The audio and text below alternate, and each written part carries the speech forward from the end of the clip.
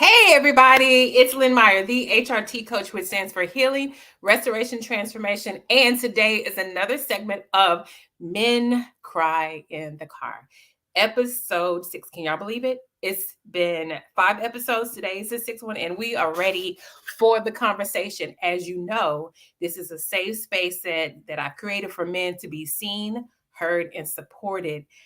And today we have yet another phenomenal speaker on today. We are excited to have him here.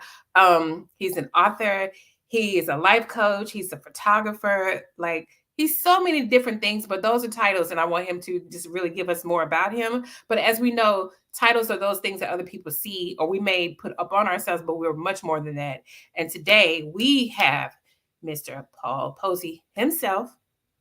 He's going to be talking about 3 types of crying. We can't wait to hear that. But for no further ado, we're going to bring on Mr. Paul. Bring it to the stage.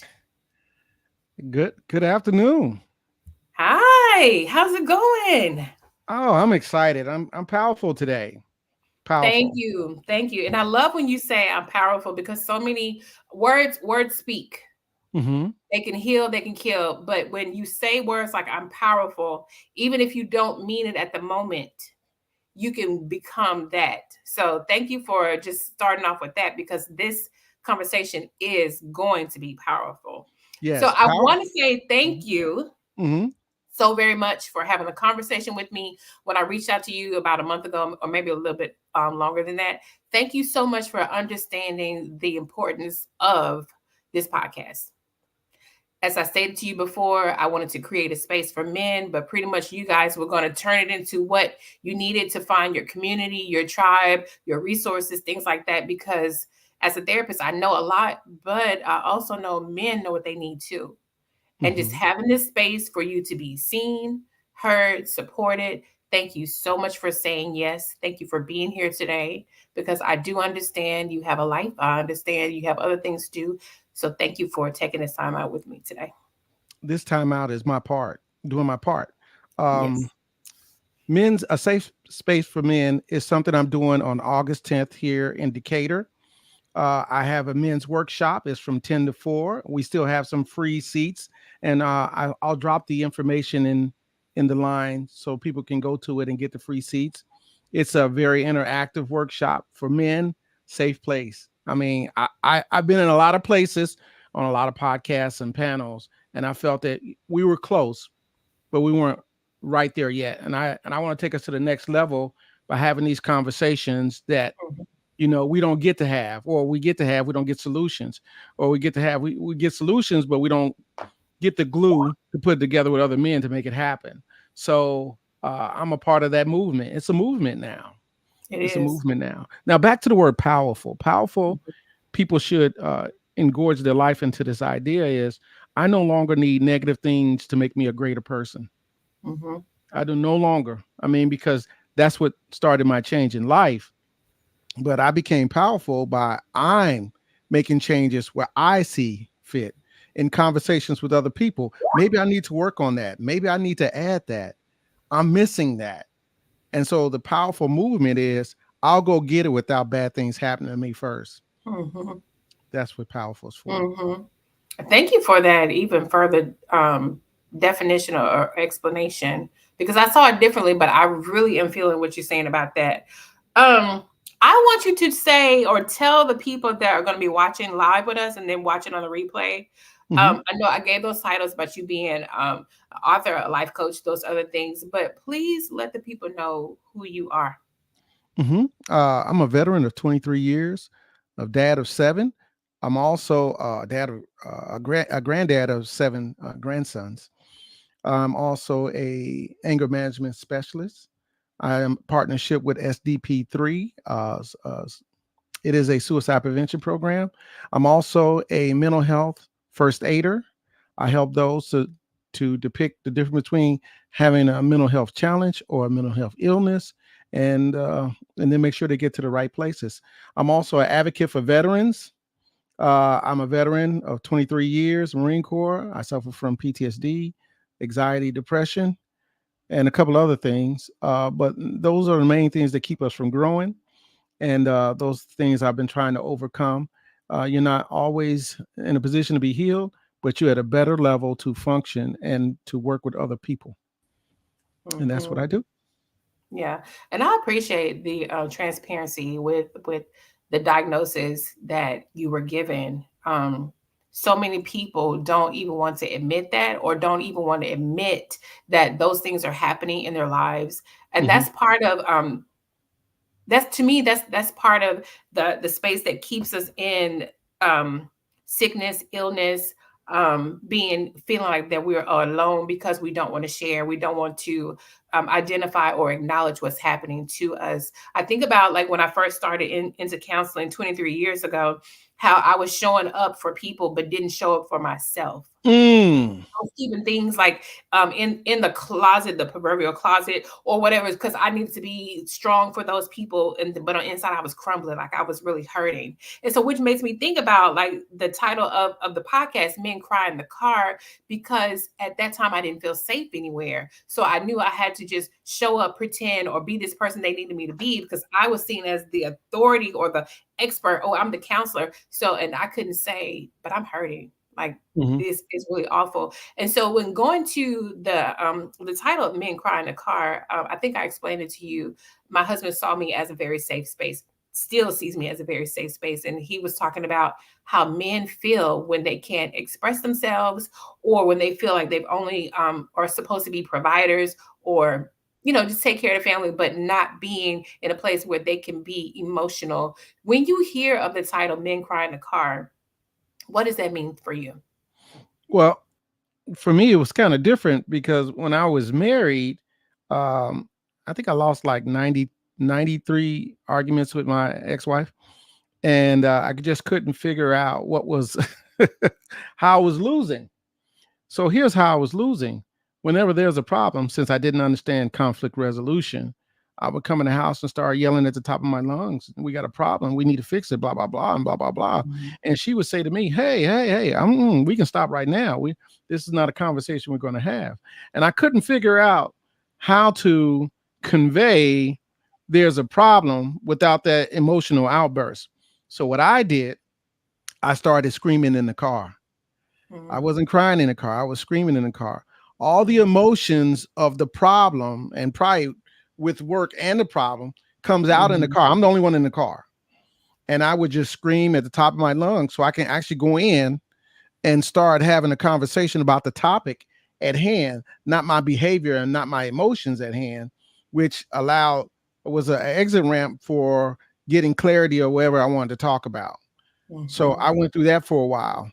So, but there's three, and I think when I saw it title, I said there's three types of crying that I've endured in my life, and one is hurt, the other is frustration and anger, and the last one is joy. So let's go with the first one, hurt.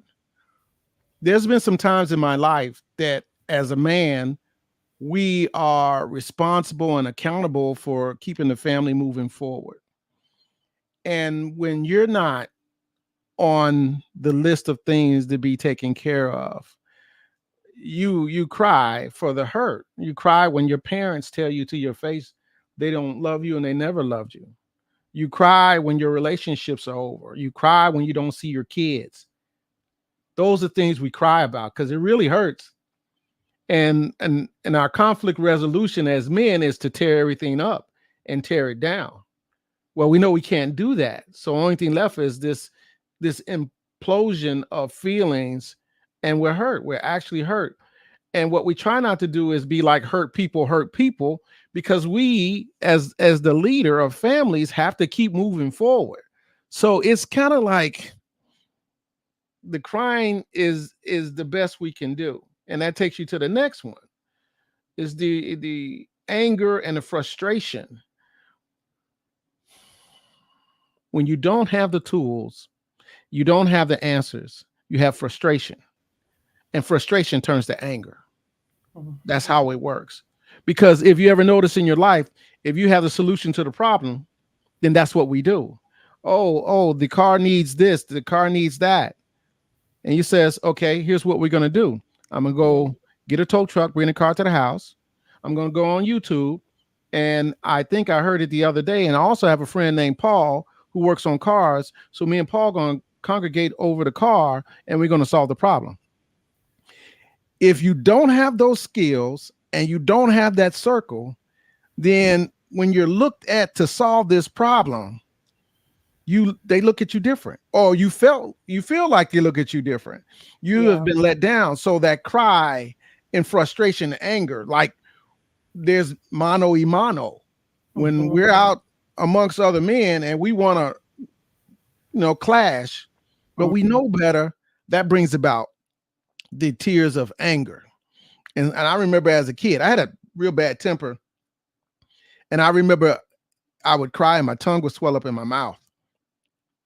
And that was from the hurtful things of I don't have a solution. I'm supposed to be like this, but I have to restrain myself, and all that goes on. And those are the tears of anger and frustration. Now that I've gone on my journey, I've been in therapy since 2016. Let's go back for a second. Mental health issues, mine was not addressed for 7 years. And I slowly became a volcano to the point where I was having road rage, and I would be walking in the parking lot. I didn't even need a car for road rage. And it came to a point that it affected my job. And then I ended up quitting. I worked with people. I worked with veterans at the VA, the Homeless Veterans Program. And I saw myself in a position where I could not control my anger. And it just snuck up on me one day.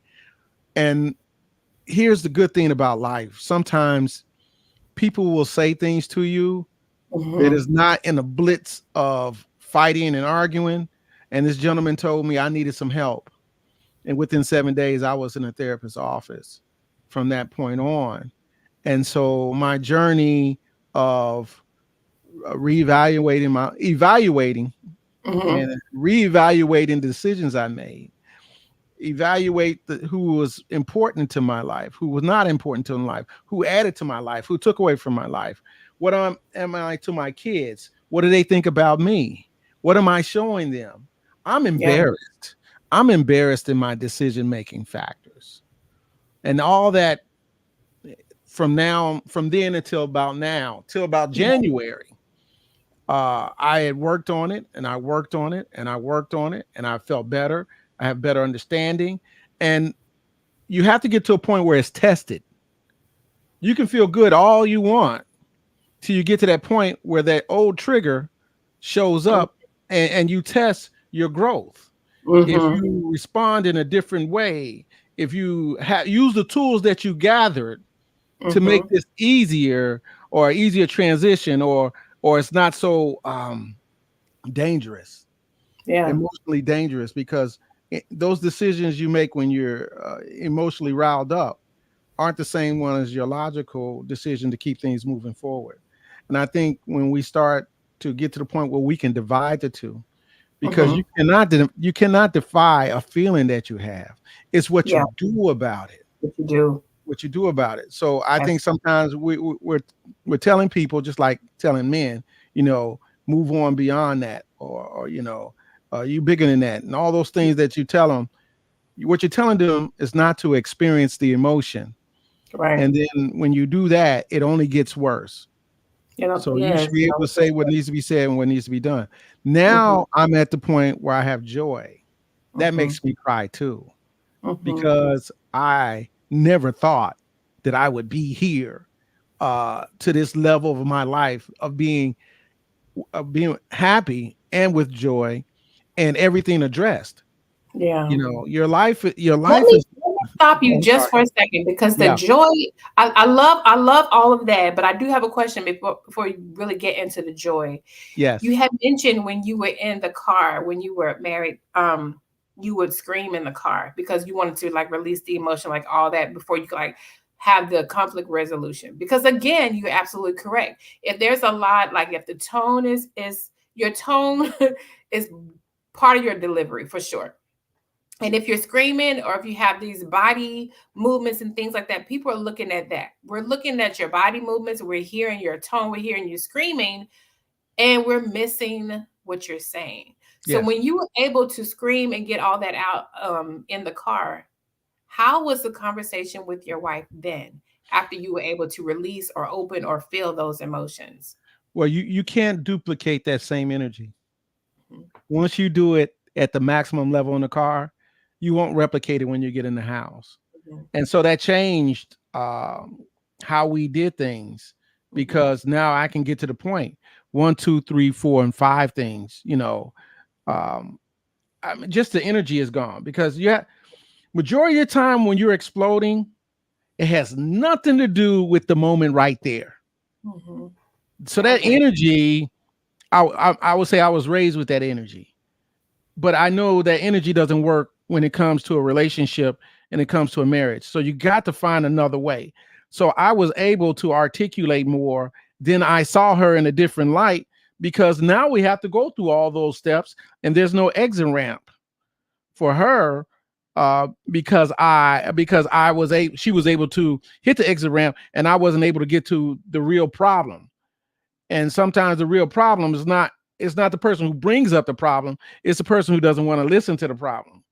So that changes the dynamics too, It because does. there was no exit ramp. So you have to go through all the steps we're about to talk about. And Mhm. you see your partner different. I tell you, when you explode on your partner, you give them every opportunity not to be a part of what you're trying to get to. Correct. Yes, they are not your therapist. They're not your therapist. What they are your partner. So you Mhm. should practice the things you need to do in your relationship, not on your partner. That's right. That I think people get that wrong.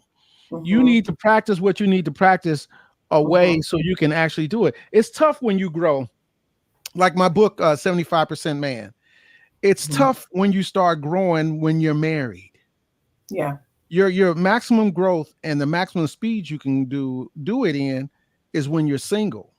But when you're married, you have to be considerate that you're going to become a different person right in front of them. Yeah. So we have to be mindful of that. Mhm. So, but to answer your question, yeah, it changed the whole dynamics of communication, because you're forced to actually communicate. Mhm. Communication is a tool used in a relationship. So do Correct. you have the tool together? Do you have the ability to send and receive, code and decode, understand or not understand, or ask for more open-end questions to get to the core of it? And that's when Mhm. you find out that the anger that you had nothing to do with the topic at hand. So it's Mhm. kind of That's right. complex, but you got to know. And we don't practice these things. We don't practice what real communication looks like. Me Oh calling you no. every day is not communication. Me texting you every morning is not communication. Mm-mm. Us having um, conversations you don't want to have, that's communication That's at its communication. biggest, because you need to, because the day that it flares up is not the day that you can communicate about it. Mhm. So Mhm. that's why you need to grab yourself Mhm. early, and especially when you're dating, to understand what these things are and how we're going to do it. Because if Yeah. you do it like like I did, it's not going to be good. And they may not Mhm. understand, nor may they give you the space to figure out that you need to go to the car. Yeah, and so Yeah. that is a dip. That's so true because growing up, I don't know that were you raised by your parents or grandparents or who Nope. raised you? Single mom. Okay, single mom. Violent So house home, chaotic house home. so then hence screaming or whatever. And tell me if I'm wrong. So if you were raised by a single mom, violence at home, or like a really chaotic situation, there were a lot of times where you probably were saying, your mom probably said, "I don't have time for that. Don't do that because I have to take care of this. I can't feel your emotions right now. You got to get it together because I'm over here trying to take care of the household or whatever, leaving you feeling like how am I supposed to express myself? What emotions come up are safe enough for me to tell my mom because she's dealing with all this. I really don't want to take this to her, but when I do take it to her, then she shuts me down because whatever. Little boys don't Hmm. do this or whatever, like all of that. Hmm. So yes, okay. I kind of figured it would be. And so then you get into a relationship or you start growing let me take it back just a little bit. So if that was the household, then you start growing. What was the interactions with people like in general when you were a teenager, when you were a young adult? What were you? How did you feel like with communication, expressing yourself? Did Okay, you know how to? Like, let me tell you a little story about my life. My mother told me my dad was dead. I ended up meeting him at 27 years old. The household we grew up in was very chaotic. Her conflict resolution was to fight, fist fight. It was horrific. mm-hmm, But when you grow up in a household like that, that is the norm. mm-hmm, That is your household. You don't even know that it's toxic. I didn't know the word toxic until I was in my 40s. I didn't know the word uh, family dysfunction until I was already in the Marine Corps and away from home. yeah, So it's things we don't look at in our household, and you do what they do until you find out that what they do was wrong as hell. mm-hmm, So moving out, so that was my first book, I Am My Own Dad. Then my next mm, book was Unloved. So unloved mean if I had an issue, I couldn't take it to her. We'd even call her mom. We called her okay, by her first name like she told us. And okay, there's four of us boys and one girl. My sister is the oldest, and then there's four boys. We all had issues with relationships. That's the purpose of the book. What yeah, happens to kids when they become adults from living in that household? They cannot repeat the same antics in that household because it's toxic and no mm-hmm, one wants to be with you or no one can be with you. And mm-hmm, you don't know what to and how to replace those things that were toxic.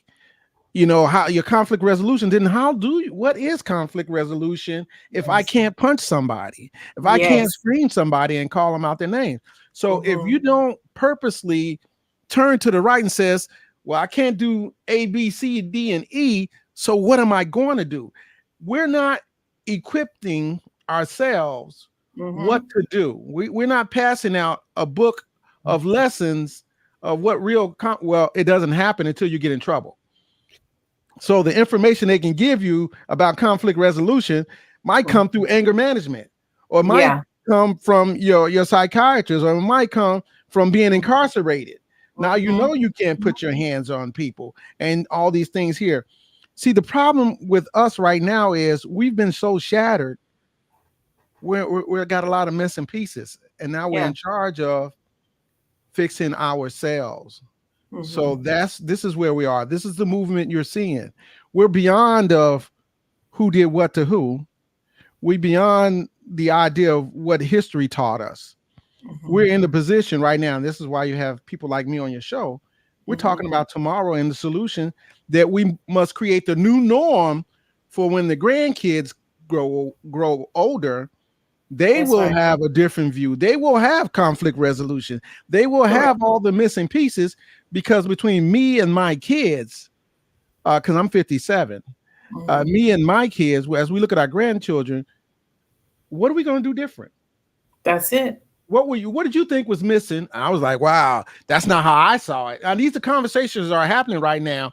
We couldn't have this conversation 30, 40 years ago mm-hmm, because they had no clue what no were clue, conflict and resolution, no clue of that. So no clue, now we're burdened with the knowledge. There's other things, there's other ways to do things. So mm-hmm, now we need to start implementing that. And I believe at the ground level with the younger men who will become dads next, because my mom was 103% dysfunctional and I was yeah, over 50, 70% dysfunctional. Now I know some of that has trickled down to my kids. mm-hmm, That degree of dysfunction is even mm-hmm, lower. mm-hmm, That's why we're looking at the grandkids, is to make sure that me and my kids model what we want them to see and how they function, because there's nothing worse. My mom just died in June. okay, And the only thing I can think of is live your life how you want to be remembered. I don't have any good stories about her. I don't mm-hmm, want my kids to say the same thing. Well, we would celebrate him, but he didn't do anything worth celebrating. He didn't feed us. And Mhm. this is what we're starting to see right now. Are we being fed? Are Mhm. we being fed every time somebody get up in front of us? And this is why I Mhm. started my own platform. I Mhm. believe they give us the gravy and not the meat when they're up in front of us. I Mhm. believe we have to start from ground zero, and that's why I created my platform, is to have people in a facilitated mode, not you a listener and me a speaker. We're going to Right. go through everything that we can so we can understand what has happened to our family Yeah. at the level that you see, not back to the Moors and not back to slavery, Yeah. because Yeah. we're starting to mimic what we see, and we don't want them to pick us out because they saw us in bad lights, but that's the only way we're going to fix it. Mhm. So the conversation will be from what you see to what it is and to what's going to be. And I think That this is is the how it. whole thing. That's the whole thing, and that's exactly what I'm talking about, and that's the reason why I know that the podcast was even created. Simply, yes, my husband was my muse, Hmm. but that's the reason. Like all that I've been through, all that you've been through, all those things. Like we are much better, or will be better if we do not repeat what we learned. Yes, And it and also replace and replace. right. Yeah. Correct. And also, what are we doing about that? Like you said, now it's not just me being a speaker, it's me having solutions. It's going to be interactive, it's going to be that. And that's the whole thing. So like when I was younger, I said, oh my God, like why don't they have this? Why don't they have that? And I was like, you create that. You create that, because if it's not there, somebody's got to create it. So why not you? Hmm. Still going back to the podcast with the title "Men Cry in the Car." Yes, that's the title, but and also Hmm. it is, but you don't have to continue to cry in the car. You don't. That's what I want people to understand. You Yes. cry in the car, or you may start crying in the car, but it is okay. It's safe out here. Yes. That you don't have to stay in there. You don't have to stay like you said when you were at work and you don't have to do that. And I want people to understand that. And that's why people like you have been invited onto the podcast, because there are men that feel that way. But I Hmm. don't feel safe anywhere, so I'm here. So where am I supposed to go? Well, you're getting ready to have, and I'll let you talk about that again Hmm. in more detail. You're getting ready to have an event for men 16 and up, not just Yes. men, young Yes. men and up, just to understand this is what it is, this is what it can be, and this is what we're going to do to move forward, because we don't have to stay in this space where we don't feel seen. Nobody's going to understand our emotions. Our thoughts are going to be crazy to other people. Like, that is, to me, that is the most hurtful, most disgusting thing to tell a young man when he's growing up. He's 5 years old, he's 3 years old, to stop crying. Absolutely. Absolutely. They Life don't is. understand emotion. We as adults sometimes don't understand our emotions. But so you're saying that child, that toddler, that school age boy, whatever, is supposed to understand his emotion. And when you shut that down, On average, men exert three emotions: extremely happy, extremely mad, and extremely horny. correct. And we have to understand there's a full range of emotions. So now I have an emotional feeling and I'm going to look it up. I'm going to engulf myself and feel that emotion, Hmm. and then go do what needs to be done. Not be in a whirlwind because I feel it. It's because, okay, this is true. I just recently had a fear of success. I was like, people ain't going to want to listen to me. People don't want to read my books. Then I was like, you know what? The books are finished. That's why you got 15. The books are finished. I hit the gas and just moved forward because it was my assignment to do it. I can't get away from it. You can't be a gold digger, GOAL digger, and not dig within yourself and do the best things you can do. I put my books out there just in case I die before my kids get to have those conversations with me. They can go back and look at that. When I started therapy, she asked me, could I write a book? And I was like, I don't know. But the next week, I had the first book halfway written, and I said I was going to write 4 more by December. This was in October. See, my achiever mode, that power that I use to get all this stuff on the wall, is Hmm. finally being focused on me, which in turn is focused on my family. So whatever you got going on, you got to dig into that, if not for you, but for them. Because Mm-hmm. sometimes we're so hurt. I don't think I don't think we know the magnitude of the hurt that a man stores inside, Mm-hmm. that on a bad day can turn to anger, and now he's in prison. Yeah. That's what we're looking at. And that's what they're banking on. They're Mm-hmm. banking on that our anger, which is the greatest weapon ever used against us, Yes. will just put us in a position of no return. You know, Mm-hmm. you doing 3 years in prison for domestic violence, then you have domestic violence in there, then it only just gets worse. And before you know it, you're in there 20 years. And Yeah. then what happens? The young men who you can't tell them to do better because you are not in a do better position. You're not leading from what you're saying. You're a Mm-hmm. victim of what happens when you don't say it, but you're not leading in what you're saying. So this is why we need to be in that position that says, this is what we can do. Yeah. This is what I can add. I'm in leaps and bounds of sitting here learning new things, and now I'm on my financial journey because I've already gone on my personal journey for peace and personal happiness. So Mm-hmm. now, I here's something else. When we're not growing, we're not growing. If That's we're not growing, we're not growing. So I never extended myself financially to mm-hmm. try to do something great. I never started a business. I didn't do so many things. Now that I've found peace within myself Mm-hmm. and removed the ceiling, Yeah. because I'm no longer in fear of being unloved or being tore down or being misunderstood or being low key hated. All that doesn't Mm-hmm. matter now because once I kicked into my self love and my self care, that changed the game. Yeah. Hmm. Oh, you just said something there. Self-love and self-care. Hmm. Absolutely. I want you to Absolutely. tell me about that. Like, where did that start? Did it start when you started going to counseling? Where did you start with the self-love and self-care? And what was the theme that made you say, you know what? This is important. I need this for myself. You kind of got to take that raw look at yourself. At the end of my divorce, I did not even like me. I understood why she did what she did. I Mm-hmm. was not who I thought I was. You have this picture in your head who you thought you were. So in those Mm-hmm. missing pieces, I looked at all the things I was missing: integrity, personal honesty, truthfulness. And the truthfulness was lying to myself about everything that went transpired in my life. And I would not tell myself it was bad. I just say it was good. I'll get on with it. And it only made it worse, not addressing it. So at some point, you're going to address everything in your head. Everything.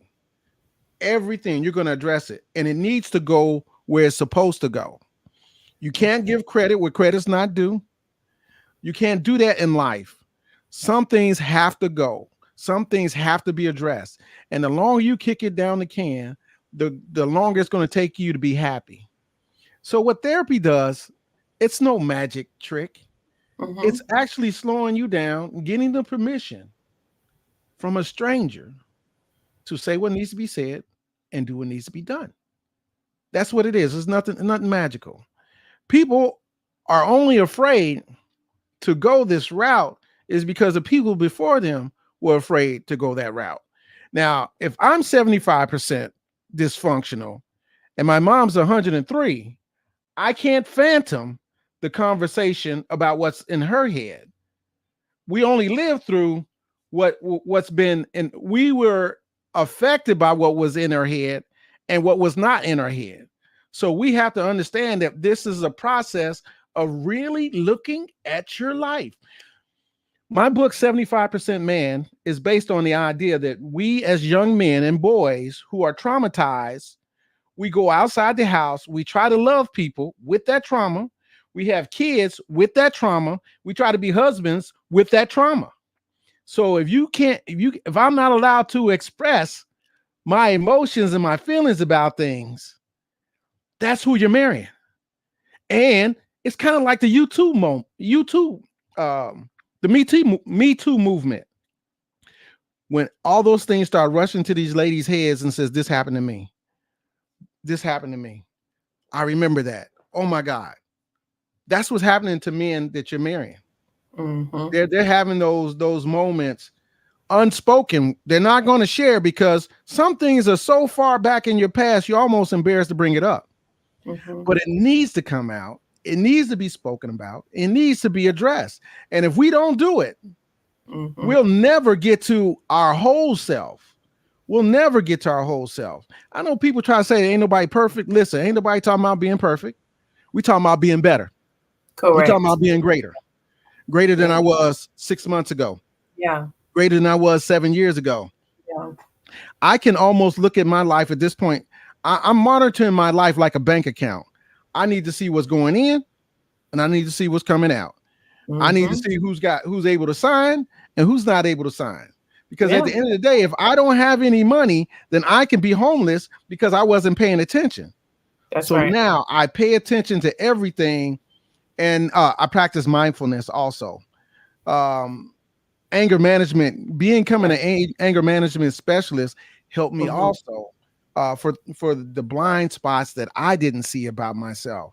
So now Yeah. I'm constantly adding things. These I ain't gonna say these. Each title has a purpose in the class you go to for it. So working in suicide prevention, working in mental health. Not only you get to look at other people, you get to look at you first. And just like you said, when you started out, you didn't know go first. You Mm-hmm. probably been 20% more effective if you went first and Mm-hmm. then went out and did it, and then that would just Absolutely. make everything greater. But Yeah. but this is what we learned, right? So when Mhm.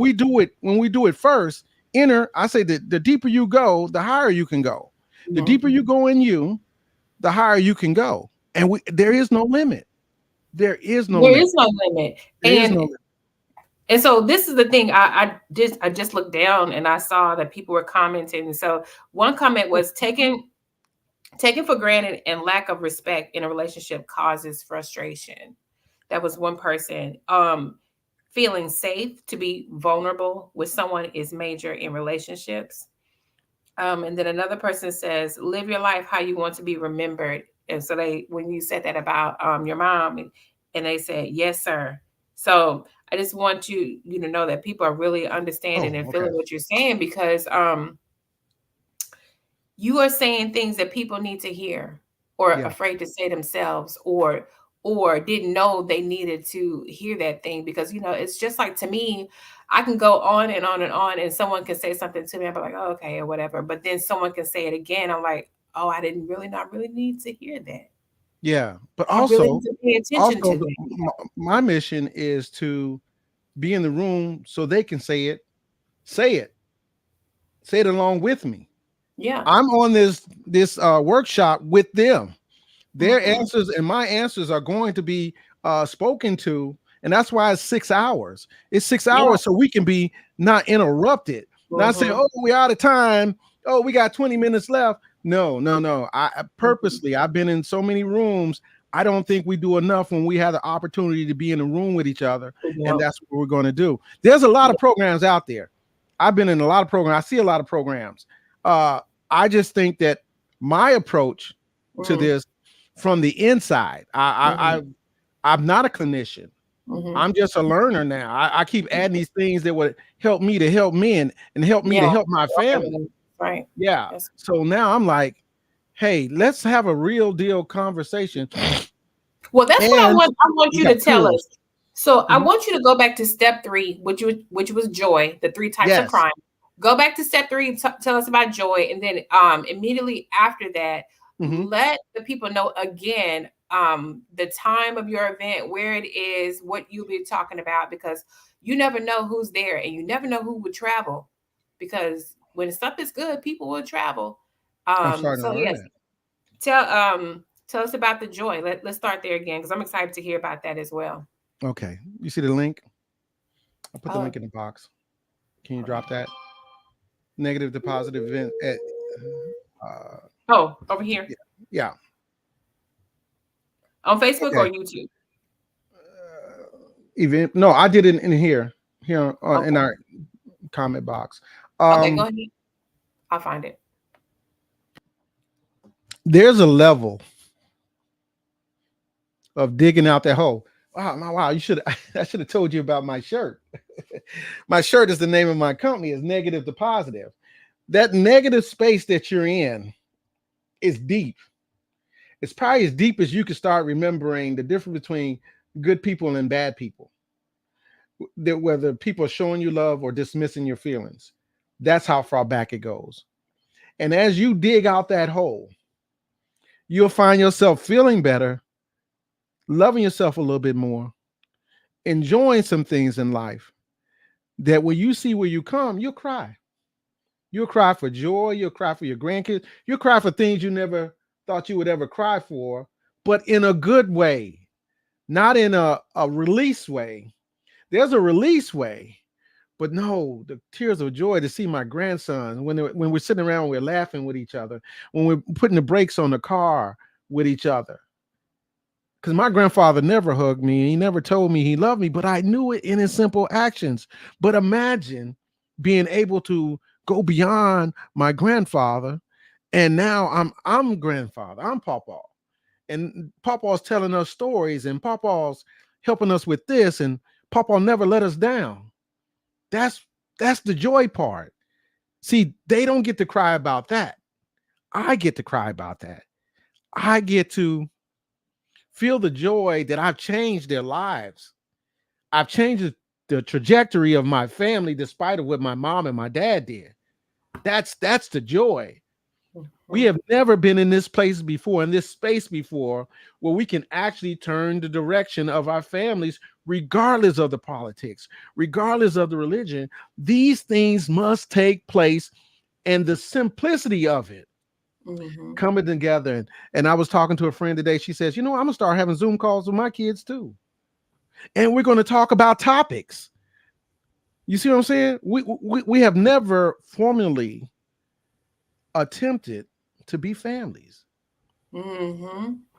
People just keep coming together and the blood sticking in water, but we're not doing Yeah. anything. My kids created bylaws Mhm. that we must adhere to as a family, which we never had before. Yeah. Yeah, so this is where we're at. So my event is August 10th in the city of Mhm. Decatur. There's some free seats. As a matter of fact, someone donated 30 seats for my event. I think there's like 12 left. If you can, please come be in the room. It's at negative to positive.eventbrite.com. Type that in. Free for, I mean, yeah, FEREE, the number 4, ME is the code for the free seat. What my plan is to not just do this one time. I've got 5 sessions that are going to take place. We're going to actually move together like a cohort to a graduation point of all the tools and I'm not going to let anybody come in and talk to us until the end. We're going to move together and talk about what we need to talk about then, because I found out we don't need to be interrupted, and sometimes the people who come talk to us are not in the negative spaces we've been. And I have to tell you, I'm the master of mistakes. I made so many mistakes. And it's going to be hard for someone to come in a room and share something that I had not been a part of or seen or wished it never happened, for us Mhm. to go ahead and move together. So this is why we're doing it. And this is why it's men's only. So yeah, for the next 4 months, from August to November, we're going to have it. I think I'm going to move it up to bi-weekly instead of once a month, because Mhm. I want to catch us hot and I want to keep it moving. So that's probably what's going to happen. So Yeah. I'm looking for sponsors. I'm looking for, actually, I'm just really looking for sponsors. I put it together myself, and people are starting to understand I really mean what I say. Yeah. So if you can get behind me, reach out to me. Reach out to me on Facebook. Reach out to me. I have a YouTube channel. This has been in the works for 7 years. Mhm. So if anybody knows me, I've been really trying to put this together and get some thick skin and have those hard conversations with other people I didn't want to have. but I know Yeah. it must be had. So when I'm standing in the room with the other men, that we can actually talk and we don't have to be vicious with each other like pit bulls Yes. in a box. So yes. Yeah. And then also let people know, you mentioned YouTube and other places. Let people know where they can follow you, Hmm. reach out to you, find your books, just all the Yes. things. I don't want to miss any of that. Okay, let's start with my books. There's a web page. I'm gonna throw it in the box. Uh, Everything around me is from negative to positive. That's my where you can find my books. I'm in Walmart, Target, Books a Millions, Barnes and Nobles, Goodreads, and Amazon. And you can always have me come out and speak, and I can bring some of my books with me. And I also have some of my books at my event on Saturday. You can find me on YouTube, Paul Posey on YouTube. That's my channel, Paul Posey. There's no change to that. You can find me on Instagram, Negative to Positive Books, at NEG2POS Books on Instagram. You can find me on Twitter. I'm hardly ever on Twitter. So I'm just starting to get with TikTok. So every place I go, I drop a gem because I'm trying to remember what do my kids need to know just in case I go. So Hmm. I was thinking about something, I'll share it. Just like for my veterans, I got like 9 videos out there to help veterans to do their claims. And I work on cars. So I make videos to do that. If you're in the business of helping, Hmm. that's going to make you rich. Hmm. That's going to make you rich. If you're in the building, if you're in the business of helping, that's what's going to make you rich. I'm wealthy now. I'm Hmm. wealthy now because my kids are loving me That's because right. they watch the transformation. This is what we never got to see, and this is why we don't do it. We never Hmm. saw the transformation of our parents to Yeah. be their greater self. So now it's up to us. That's why it seems like it's brand new. That's like why we seem like we don't know what we're doing because we don't know Hmm. what we're doing, and we're finally trying to put it together. Hmm. Duh. That's right. That's right. Yes.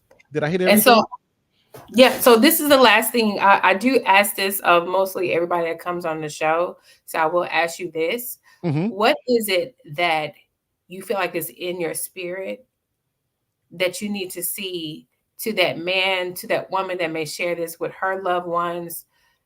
What needs to be said? Like, what do you think he needs to hear right now? Or what is something that you want to say to him right now? There's other men who believe in you.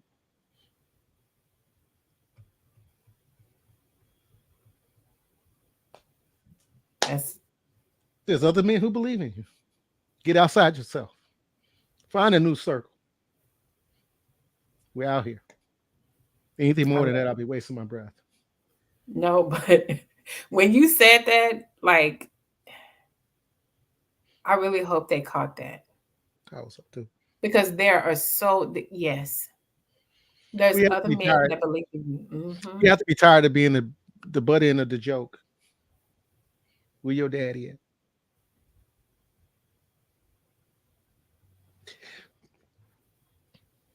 Our culture doesn't know how much that hurts. Hmm. That we are not attempting to fill in the gaps to heal because why aren't we financially unified? Because Yeah. individually we're broken Hmm. and we don't trust each other. There's an Hmm. emotional trust, emotional credibility that must happen in order for us to have unity. We keep going to it's like when I worked at the VA and the homeless people, my job was to house homeless people. And then you had people want to go in there and talk to the veterans who get Section 8, talking to them about IRAs. They don't even know how to budget that $300 they have to pay their Correct. $42 rent. Correct. We've been starting too high. And I know why. We're too scared to go all the way down to the bottom because when we Mm. get down to the bottom, we have to rethink and it's going to expose some people.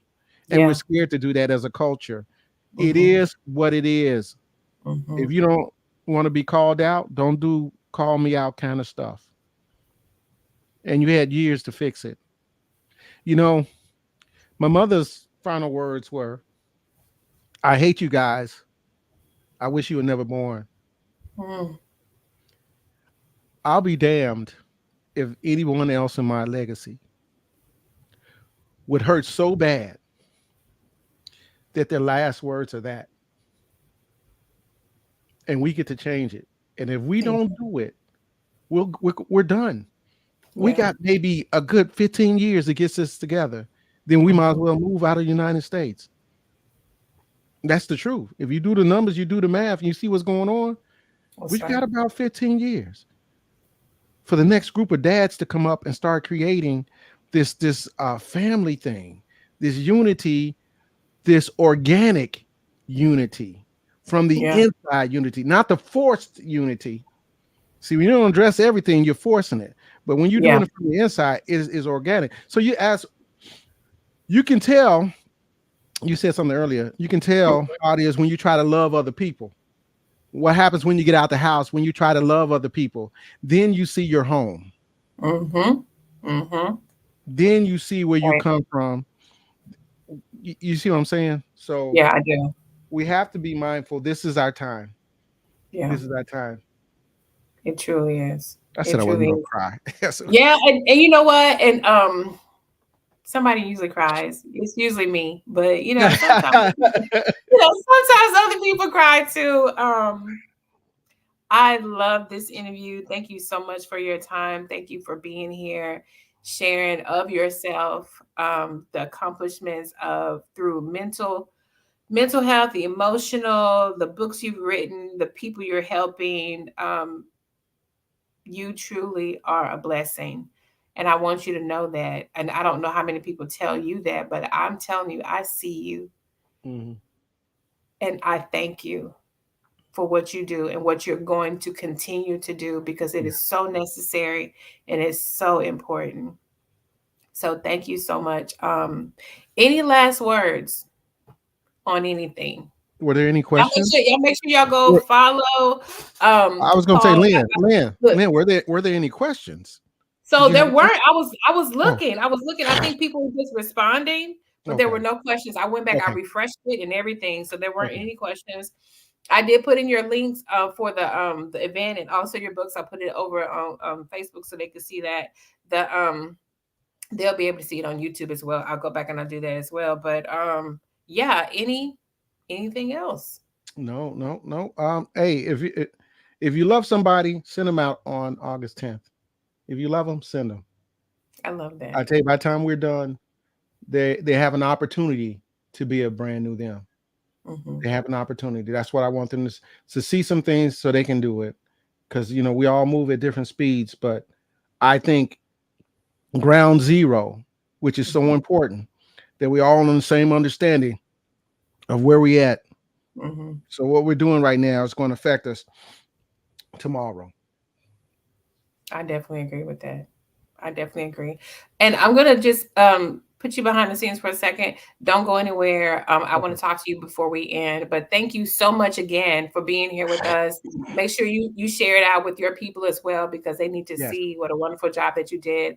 And I just thank you. I'll be with you in just a second. Everyone, thank you so much for coming on. For those that watched with us today live, thank you for being here with Men Cry in the Car podcast. We want to thank Mr. Paul Posey for being our special guest today. The 3 types of crying. Y'all share this out. If you have not yet subscribed to the YouTube channel, what y'all doing? Subscribe, share, send it to everyone that you know. We are still looking for other men that want to come on and share their experiences. This is for you guys. Find your community, find your tribe, find your people. Make sure you get those books. Um, I have that pinned in there too. And thank you so much. And we'll see you next week. We'll have another guest. There's so many people that are coming on. I can't remember who the next guest is, but we'll have another guest and we'll see you next Monday. You have a great one. And remember, I see you, I hear you, I support you.